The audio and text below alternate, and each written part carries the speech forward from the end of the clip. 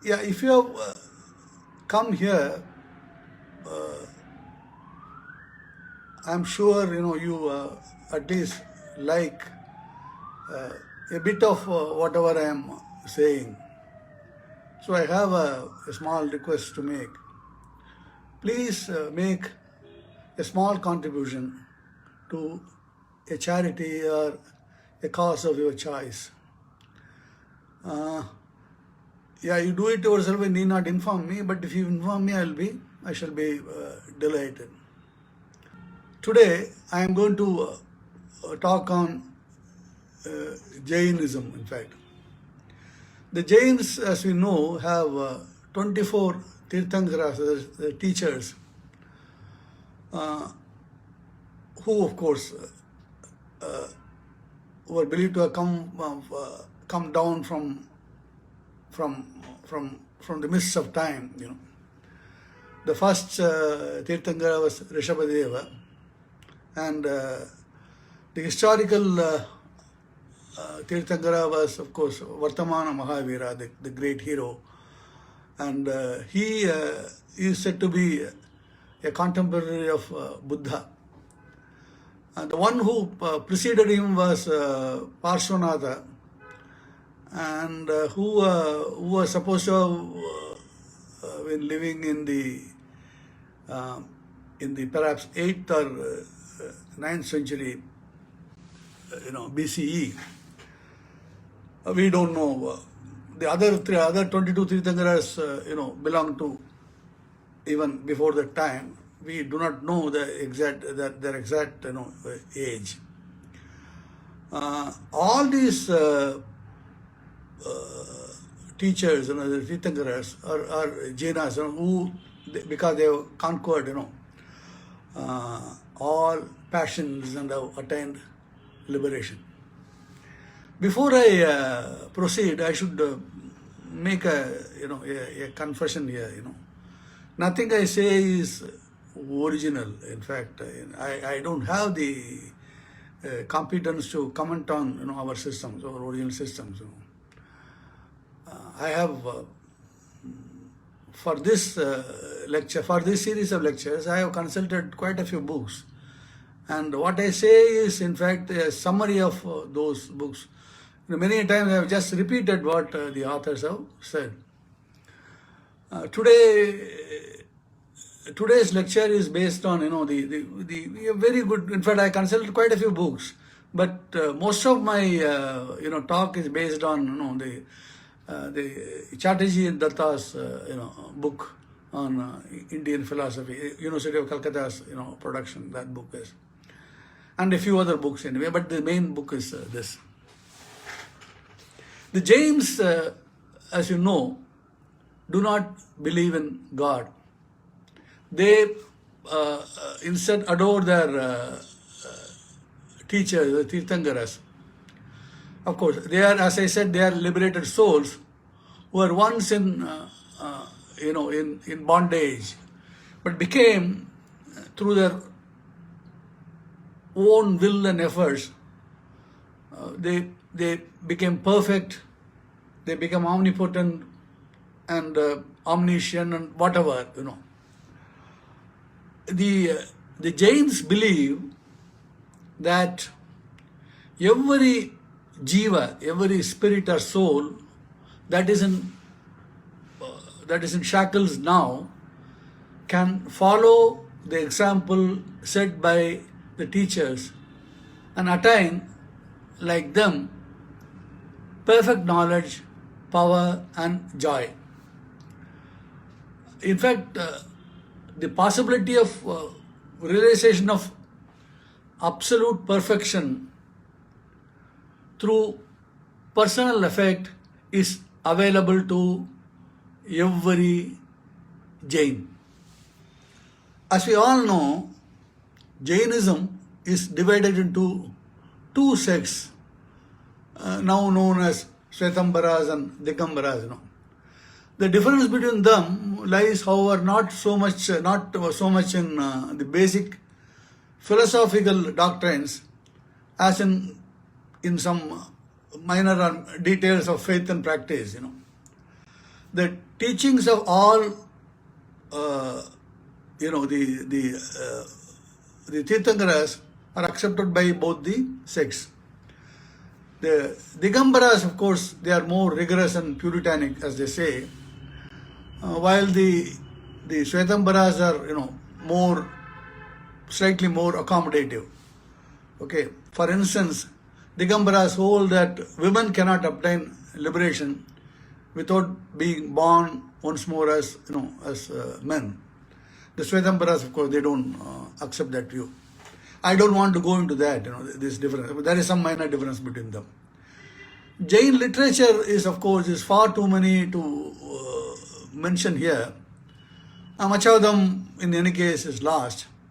They wrote first in Prakrit and later switched over to Sanskrit. The philosophical outlook of Jainism is based on common sense realism, and of course, the objects pursued by us are real, and they are many. This is what they say. The world, of course, consists of two kinds of reality: living and non-living. Every living being has a spirit or soul called Jiva, however imperfect its body may be. I will come to it later anyway. So therefore, avoidance of injury to life, the famous ahimsa, plays an important role in Jaina ethics. Along with this respect for life, Jainism has another great element, namely respect for the opinion of others. There's a lovely story to illustrate this point. See, once there was a merchant's wife who wanted her husband back as he had deserted her for another woman. She, of course, she prayed hard and she obtained a boon, and then which transformed her husband into a bull, a very supplicant and obedient bull. So she didn't like the bull form. She desperately wanted him to return to his original human form. So one day she led him to a pasture to graze, and there she overheard Shiva saying that in the shade of the tree there is a herb that could restore her husband to his human form. So the woman, what she did was, she gathered every plant she could find growing beneath the tree and forced the bull husband to eat them all. And the result was that he was restored to human form. This story, I think, was told by Hemachandra. I think he was a 12th century Jain monk. The point of this tale is that if you want to attain salvation, we should not embrace only one teaching or tradition. We should embrace them all. Okay, that's what it doesn't mean that you should embrace them unquestioningly. I will come to it later. Okay. So what they say is, rather than defending a single point of view concerning the metaphysics of soul and its liberation, as the various the Vedic school did, and rather than rejecting all such theories as incoherent as the Buddhists did, as Nagarjuna did, the Jains accept all the available points of view. They discuss. They first accept and then they discuss whether they are right or wrong. This doesn't mean that if you follow any one point of view, you can attain salvation. Every point has to be analyzed and found how good it is. In fact, their approach is, in fact, sophisticated. It amounts to a profound epistemological theory in its own right. The theory is named the teaching of non-one-sidedness. That is anekantavada. Okay. As the name suggests, Jains are unwilling to accept ekanta, that is one-sided answers to philosophical questions. They feel that such an answer merely expresses a limited point of view and will be incapable of grasping the manifold nature of things as they really are. Now, let us discuss this in some detail. Okay. According to the Jains, consciousness is the essence of every soul. They compare it to the sun's light. Sun's light reaches everywhere unless there is an obstacle. Okay. So the Jains say that had there been no obstacles, the soul, every soul, not only the soul, would have been omniscient and omnipotent. In fact, the omniscience is inherent in every soul. However, unfortunately, ordinary souls are ignorant. Their knowledge extremely constrained or limited. The limitation is due to the impediments or obstacles created by different karmas which obstruct in different degrees the natural consciousness of the soul and thus deprive it of omniscience. Okay. Like all other thinkers, our thinkers, of course, the Jains admit the twofold classification of knowledge into immediate and mediate. Mediate means, the inference and authority, But they point out that what is regarded as, pratyaksha, immediate knowledge, is only relatively immediate. Perception of external or internal objects through the senses, that is through the indriya or mind or manas, is immediate as compared only with inference. But still, this knowledge cannot be said absolutely immediate, because even here the soul knows through the medium of something else, that is senses or manas. In addition to such ordinary or empirical or we know that vyavaharika knowledge, satya, there is also a paramarthika satya, there is immediate reality, which the soul attains by removing all its karma obstacles. In such knowledge, the soul's consciousness becomes immediately related to objects without the medium of senses, etc., simply by removal of the karmas that prevented it from reaching those objects. That is, it says, you should listen to me carefully, it says, a Tirthankara or a teacher doesn't need either manas or senses. He can immediately internalize an object in all its reality. That's what it says. See, there are three kinds of such relatively immediate knowledge are distinguished. One is as a vyavaharika and the other is paramarthika. But in between, there is one thing. That is, as you acquire the power of knowing objects which have forms, but are too distant or minute and obscure to be observed by the senses or manas.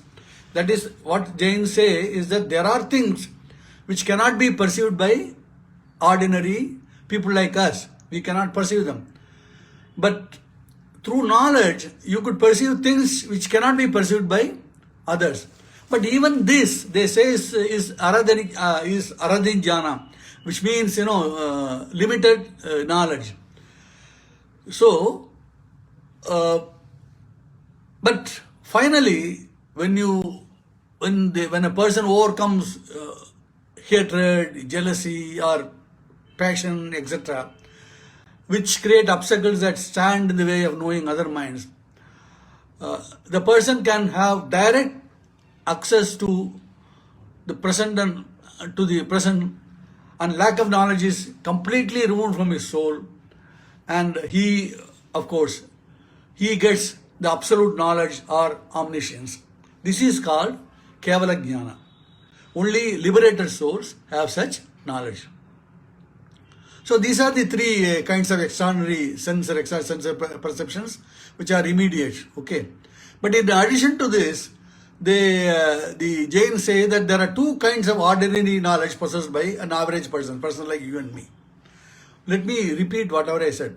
He says there is a normal knowledge, Kevala Jnana, and in between, you are in between. No, there are three types of knowledge. That's what they say. And then the ordinary knowledge has two kinds of ordinary knowledge is there. One there's called Mati and Shruta. Different people say different things, but the ordinary definition of Mati is taken to mean any kind of knowledge which can be obtained through our senses or through our manas. So Mati includes ordinary immediate knowledge, that is internal and external perception, what we see, okay, and what we realize, and what our memory says, and how and what we infer. Okay. Shruta means the knowledge obtained from authority. What the elders say, what the Tirthangara said. That is like our Shruti, it is that. Okay. The Jains given an account of the process by which ordinary perception takes place and is retained. They say, at first there is only a distinct sensation. Let's say there's a sound. It is not known what it means. The primary state of consciousness, is it grasps the idea of sound. So then arises the query in the mind: what is this sound? This question, Jain say, is called iha, that is query. You think about this. Okay, when a sound arises, your mind grasps it and thinks about this. Then you judge that sound. Oh, this is the sound of an aircraft flying above, or this is the sound of a bell, or whatever it is. So this here you remove the doubt. What the nature of sound is, you come to a conclusion. You make a judgment. Okay. So this what we ascertain is retained in our mind. Okay. This is called dharana in Jain, that is holding in our mind. The other kind of the Shruta is second kind of knowledge, is mostly interpreted as knowledge obtained from what is heard from others. This includes all kinds of knowledge derived from spoken or written authority. As the understanding of any authority is dependent on the perception of sounds or written letters, Shruta is said to be preceded by Mati. For ordinary purposes, we will all the rigmarole, leave us the rigmarole. The Jains accept the general view that there are three pramanas, namely pratyak, there is perception, inference, and testimony. Okay. The Jains, they point out that different kinds of immediate and mediate knowledge that we possess about objects show that every object has innumerable characters. This is very, very interesting. You should listen to me very, very carefully. Okay. Yeah, a Tirthangara, an omniscient being, can obtain through his Kevala Jnana an immediate knowledge of an object in all its innumerable aspects. But ordinary mortals like us, okay, we look at objects from one particular point of view at a time, and have consequently the knowledge of only one aspect or character of that thing. Such partial knowledge about one of the innumerable aspects of an object is called by the Jain teachers Naya. Okay. The judgment is based on such partial knowledge is also called Naya.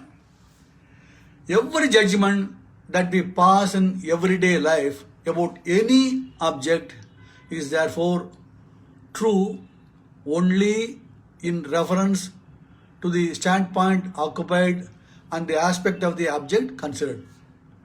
It is because we forget this limitation and regard our judgments as unconditionally true that we come to quarrel and disagree very often in life.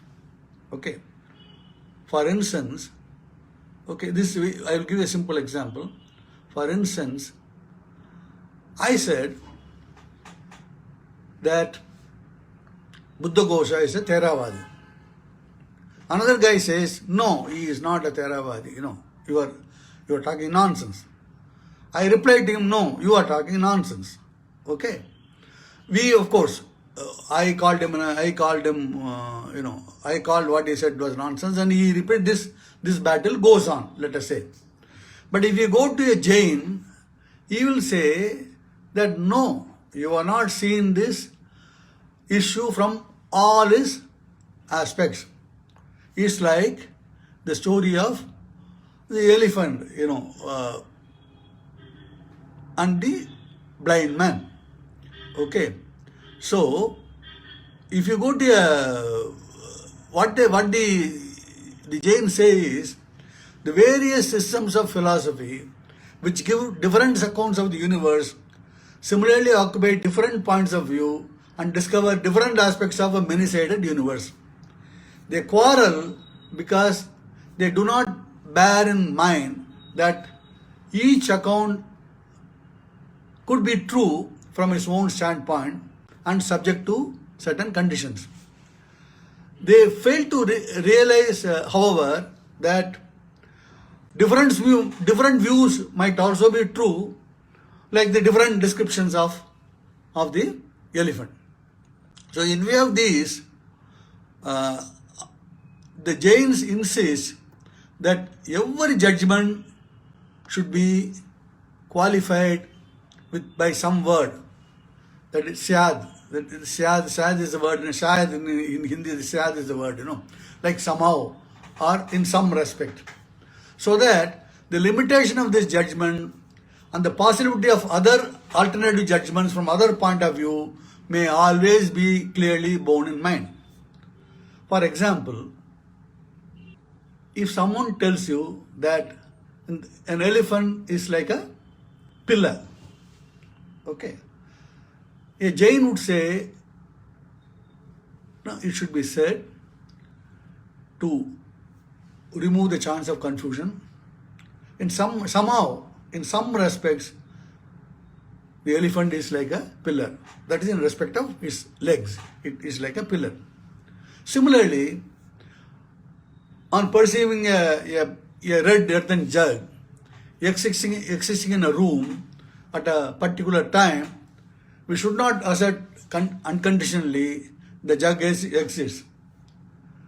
We should rather say somehow the jug exists, which would remind us that the judgment is true only with regard to the many conditions of space, time, quality under which it exists. Okay. This qualified judgment, Shayad Ghata Asti, would prevent the possibility of the misapprehension that the part exists at all times and in every place, or that part of any other color, shape, etc. exists. The unqualified judgment, the jug exists, leave the possibility of such misapprehension. This theory of Jains has come to be known as the Shayadvada. Okay, this principle, under this principle, they entertain and accept the views of other philosophers as different possible versions of the universe from different points of view. So they don't like that, if someone says, I alone am right, the Jains,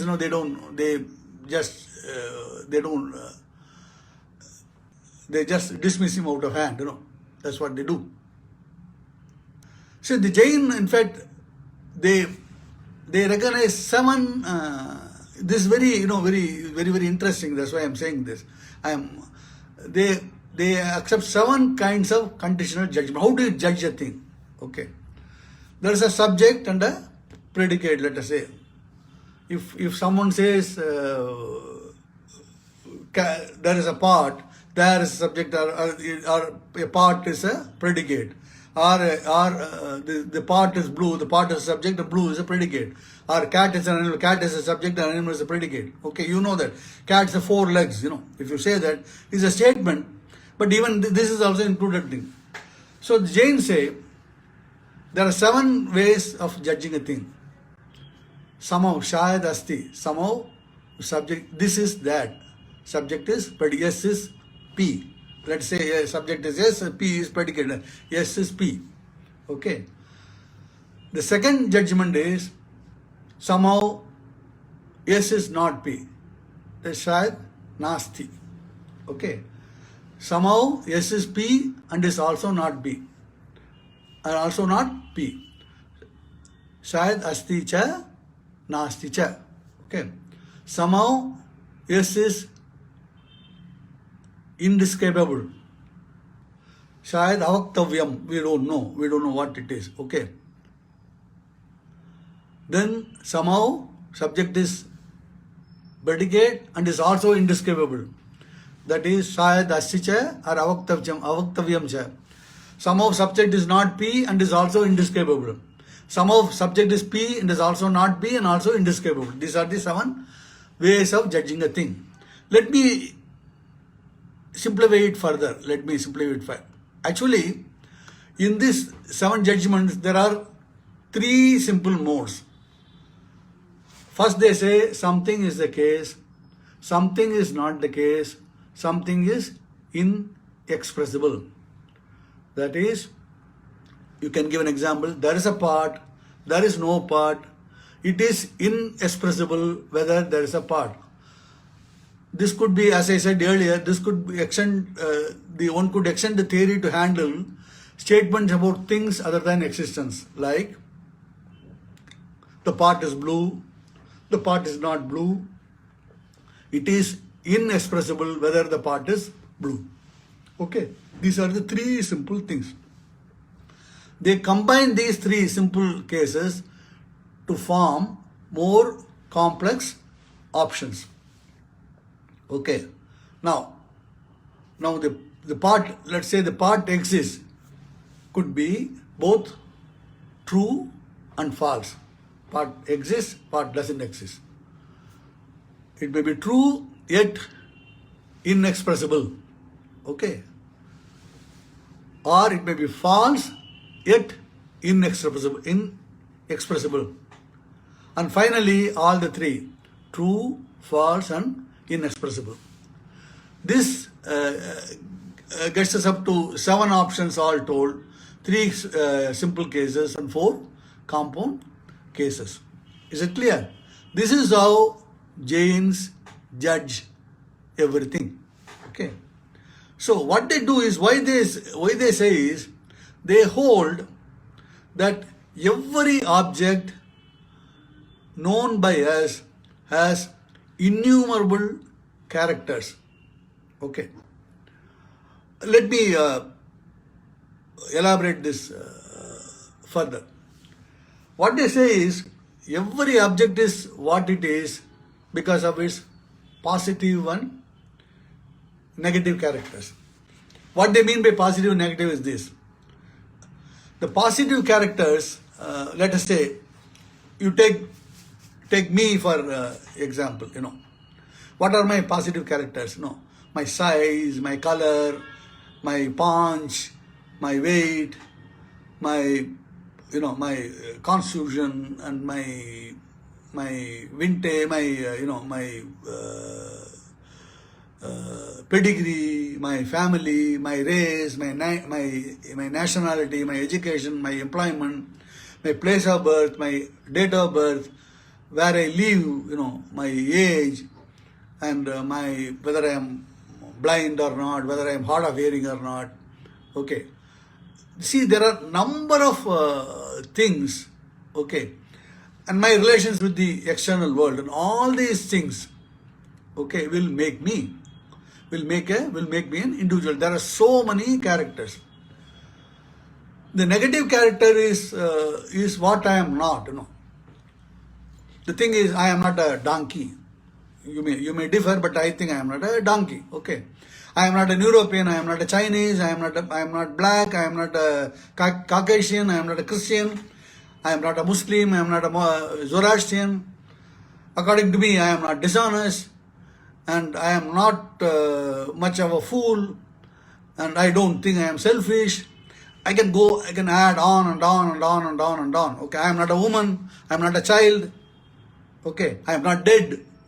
I can go on and on and on. In fact, negative characters, are likely to be far greater than those of positive characters. Okay, so if you consider then an object in the light of his own positive characters and also in his negative characters, and the object will not look a very simple thing. I am not simple PAK or Anantakrishnan. I got many things which you may not know of. Okay, these qualities which you may not know of. Okay, so the Jains hold every object likewise as unlimited characters. And in addition to it, if you take Kala, the element of time is taken into consideration, that an object like me, I may take new characters with the change of time. I may become blind, or I may become young. Suddenly, who knows? Nobody knows what happens afterwards. So, in reality, if you take an object as a whole, it is really found to possess infinite characters. This is what Jains say. Okay, Ananta Dharma, that's what they say. Okay, so they remark that only an omniscient person, Kevala Jnana, Kevali, can have such complete knowledge of an object. Okay, not others. People like us, for practical purposes, Vyavaharya Satya say a partial is sufficient. But they want, this should not make us think that a finite object is really possessed of limited characters. Nor should we think that our knowledge, our ordinary knowledge about it is complete or perfect. See, they define reality. What they say is, there are three factors. One is permanence, another is origination, other is decay. In substance, there is this unreality that is it is ever changing, therefore it is permanent. The change is permanent. And there is also an origin, how it was born and how it decays, it's changing moods, So all the three elements that characterize reality are there in a substance. So by accepting this criterion of reality, the Jains reject the Bauddha view that an object is real if it is capable of causing an effect. They say the Buddhist criterion is faulty because according to it, even an illusory snake must be called real because it can cause effects like fear, fright, etc. Okay. So from this faulty criterion of reality, the Jains hold that the Buddhists deduce the theory of the momentariness of things, which therefore turns out to be fallacious. Okay. Against the one-sided theory of momentariness, the Jains also adduce several other arguments. I don't want to go into all those things. For instance, if they say that if everything is be momentary, the soul should also be momentary. And then you would not be able to explain memory, recognition, the immediate feeling of personal identity, etc. Okay, so then they say if it is momentary, liberation would then be meaningless because there won't be no permanent soul to be liberated. Okay, what is liberated? That's what they ask. No. So no moral life would be possible then, because a momentary person could not attempt to attain, any end. Why should remain moral if everything is momentary? These are the questions, the Jains ask. Okay. So the Jains also have another theory called extension. Every substance has an extension. The only thing which doesn't have an extension is, I will explain, is very good, only thing which is substance which doesn't have extensions is time. This is kala. Okay, all other substances possess extension. They call, for everything they call is astikaya, because every substance has a kaya, body. That's what they say. They say the substances possessing extensions, astikayas, are subdivided into two kinds, namely the living. Earlier I said living and the non-living.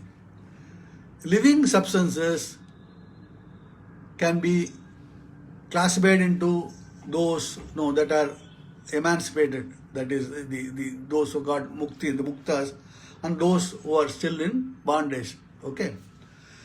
The souls who are in bondage, okay, everything has a soul, even inanimate things have a soul, they are in bondage. Okay, there are two kinds, that is those who are capable of movement and that are immobile. Okay, the immobile living substances have the most imperfect kind of kaya, that bodies. They live in, as per the Jain philosophy, they live in 5 kinds of bodies made of earth, water, fire, air and plants. That's what they say. Okay. And they have only one sense, the sense of touch. So that is, they have that sensory, the touch consciousness of touch. Every body has, that body has. That is immobile bodies has. The mobile living substances have bodies of different degrees of perfection, and variously possess, 2, 3, 4 and 5 senses. Okay.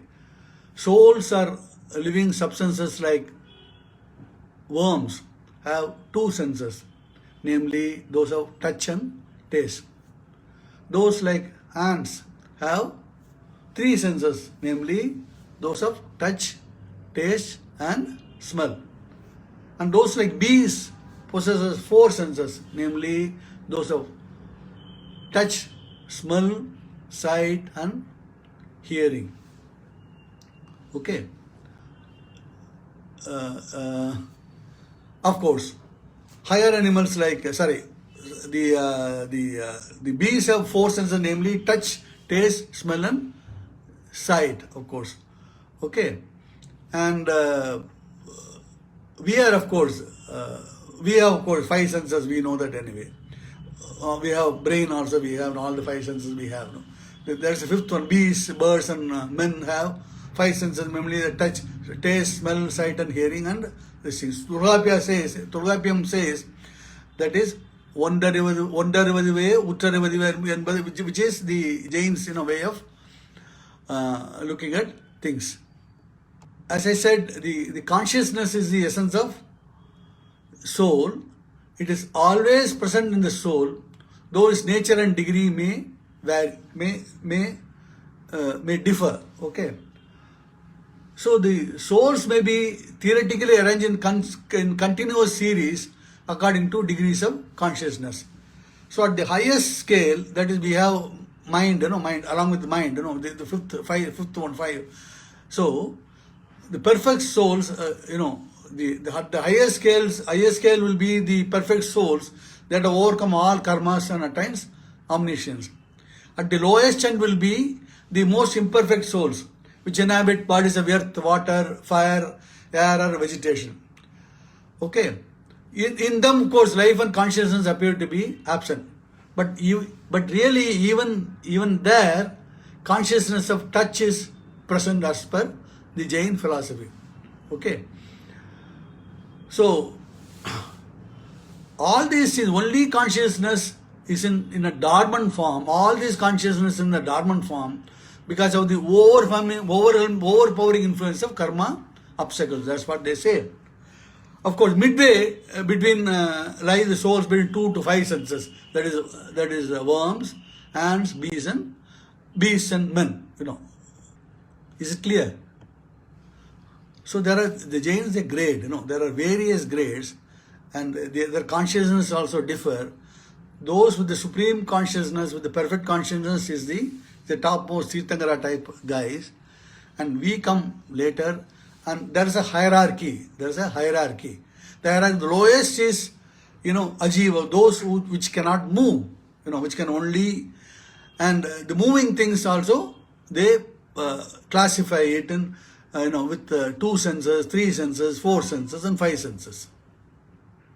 Okay.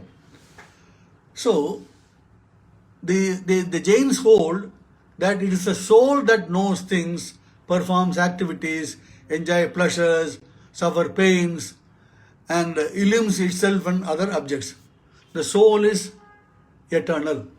It undergoes various changes of states. It is different from the body, and its existence is directly proved by its consciousness of itself. Okay. What they say is, owing to the inclinations generated by his past action, a soul comes to inhabit different bodies successively. It has no form. Okay. It acquires like a light the size and form of the body where it lives. So it is in this sense that a jiva, though formless, is said to occupy space and possess extension. It is not infinite but coextensive with the body, as it can immediately know objects only within the body. Okay. Consciousness is not present everywhere but only in the body. Okay. So, this is jiva. That is what soul is. Okay. And the other thing is, the one which doesn't have life. That is called, the Jains have, they classify it, One is matter. Matter doesn't have, jiva. Space doesn't have soul. Time doesn't have soul. And 2 more categories, dharma and adharma. Dharma here is what is moving. Adharma is what is stationary. They give an example, for example, they say, movement, you look at a fish which moves in water. Okay. The movement is initiated by the fish itself. But a fish would not be possible to move without the medium of water. So, water is a necessary condition for movement. Similarly, the movement of a soul or a material thing requires some auxiliary condition without which its motion would not be possible. Such a condition is the substance called dharma. This is what they say. Dharma can only favor or help the motion of moving objects. It cannot make a non-moving object move. Just like water cannot make a fish move. Okay. The same adharma, on the contrary, is a substance that helps the restful state or immobility of an object, like a shade of a tree, or a house where you relax, or earth that supports, But it cannot arrest the movement of any moving objects. You can move out of your house, you can move out of the shade. So the Jains say, dharma and adharma, though thus unopposed, are also similar insofar as both are eternal, formless, non-moving, and they both pervade the entire world space. As conditions of motion and rest, both are passive, not active. So this is not we should remember, this is not the dharma and adharma of, normally we, merit and, the whatever we do, the demerit what we do now. Okay. So according to the Jains, the soul is inherently perfect. It has infinite potentiality within it. In fact, it has the power to attain infinite knowledge, infinite bliss, everything. Only if it can remove from within itself all obstacles that stand in the way. That's what they say. The limitation that we find in any individual soul are due to the material body with which the soul has identified itself. The body is made of particles of matter. That's called Pudgala, as they say, And formation of a particular kind of a body, particular kind of matter particles are to be arranged in organized in a particular way in the formation of this body. But this arrangement is guided by the soul's own passions. This is what the Jains say. In fact, they say, roughly, what they say is, a soul acquires the body that it inwardly craves for. Okay. That is, the karma are the sum parts of the past life of a soul. Its past thought, its speech, its activities generate in it a certain blind cravings and passions that seek satisfaction. So this results in it is taking a body of its choice. Okay. So what they say is, the body that we have inherited from our parents is not a mere chance acquisition.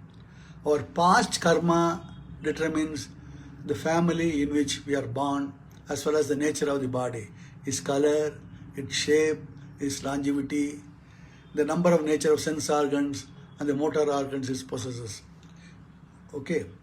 All these things, with all these taken collectively, may be said to be due to karma, taken also in the collective sense of the sum total of all tendencies generated by past life. Each of these things taken separately may be said to be due to a particular kind of karma. Therefore, the Jains speak of many karmas and names each after the effect it produces. For example, they say that Gotra karma is a karma that determines the family in which one is born. Ayush karma is a karma that determines the length of your life. Similarly, we are told that there are karma which makes you an idiot, that clouds your knowledge, that makes you an astika, that clouds your faith, and which makes you extremely delusionary, which makes you extremely passionate. Okay, all these things, they are all particular karma. That's what they say. So, in short,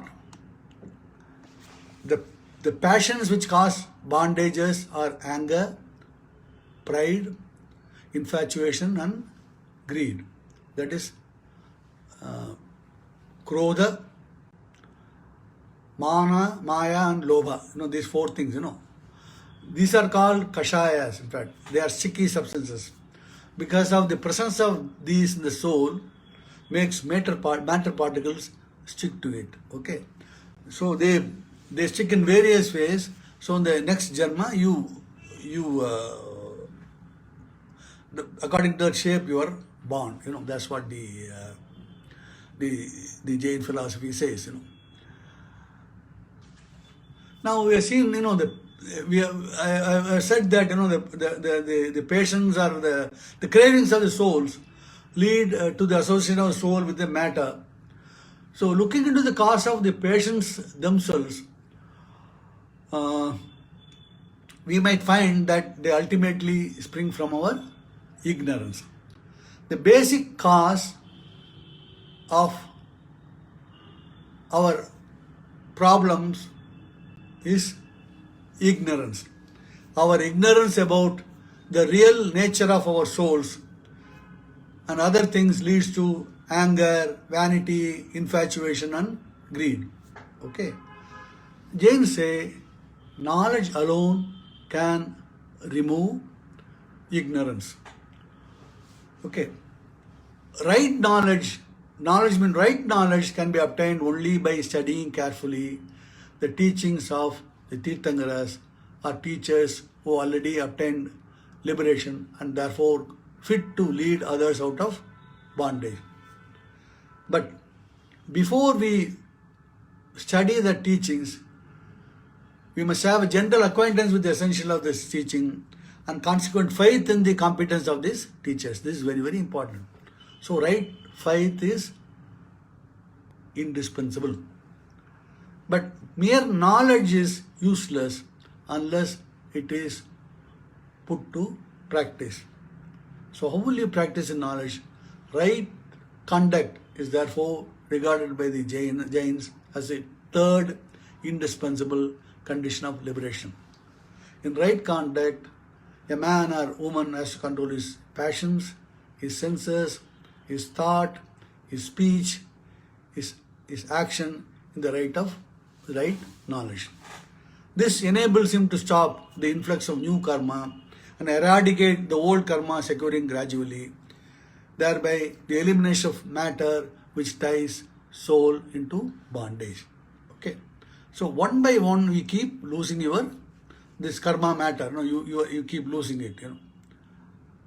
So you rise above, and finally you become a Tirthankara. Okay.